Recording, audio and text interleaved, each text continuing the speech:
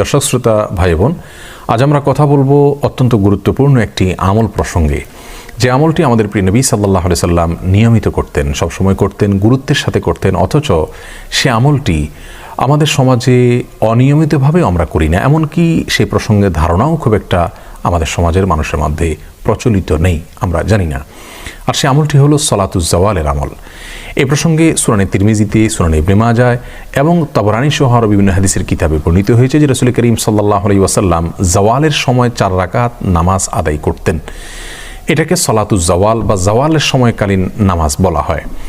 সলাতুদ দোহা বা চাষতের নামাজ বলে আমরা যে নামাজটা বুঝি, এই সলাতুজ জাওয়ালটা হলো তার পরবর্তীতে আদায় করার মতো নামাজ। কেউ কেউ মনে করেন যে এটি সলাতুদ দোহার নামাজই, এটা কি আরেক নামে অভিহিত করা হয়েছে সলাতুজ জাওয়াল বলে, এটি সঠিক ধারণা নয়।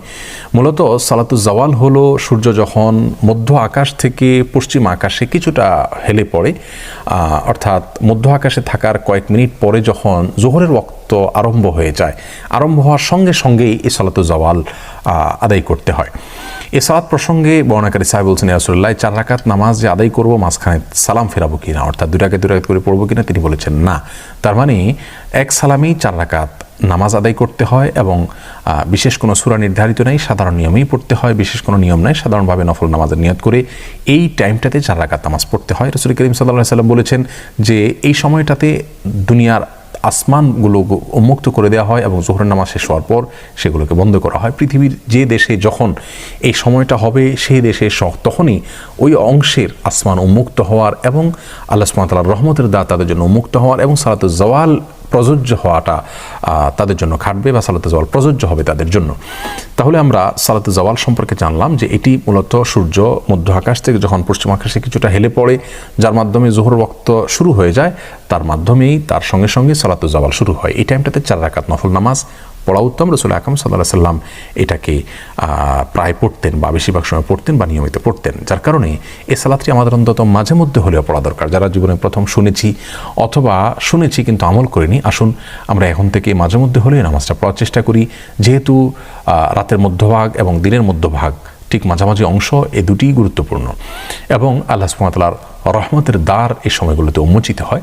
সেই জায়গা থেকে আমাদের এই সালাতুজ জাওয়াল পড়া উচিত। কোনো কোনো স্কলারগণ অবশ্য জোহরের ফরজ নামাজের আগের যে 4 রাকাত সুন্নাত, সালাতুজ জাওয়াল বলতে তারা বলেছেন যে সেই নামাজটাকে মিন করা হয়েছে। তাহলে তো জোহরের আগে 4 রাকাত সুন্নাতকে গুরুত্বের সাথে আদায় করলে আলহামদুলিল্লাহ এই হাদিসের উপর আমল হয়ে যাচ্ছে। কিন্তু যেহেতু অনেক স্কলারগণ এর বিপরীত মত দিয়েছেন, তারা বলেছেন সালাতুজ জাওয়াল হলো মধ্য আকাশে হেলে পড়ার সঙ্গে সঙ্গে জোহরের সুন্নতেরও আগে, আজানেরও আগে এই সালাতটি পড়তে হয় 4 রাকাত নামাজ।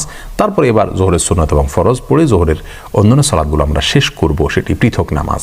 যেহেতু এরকম কথাও অনেক স্কলারগণ বলেছেন, সেজন্য সতর্কতা হবে মাঝে মধ্যে হলেও সালাতুজ জাওয়ালটি আদায় করা, অর্থাৎ ঠিক দ্বিপ্রহরে আজ ক্যালেন্ডারে দেখে জোহরের ওয়াক্ত ঠিক কয়টায় শুরু হচ্ছে তার পরপরই এই সালাতটি আমরা পড়ে নেব ইনশাআল্লাহ। এরপরে আজানের পরে জোহরের সুন্নাত এবং ফরজ নিয়মতান্ত্রিকভাবে আদায় করব।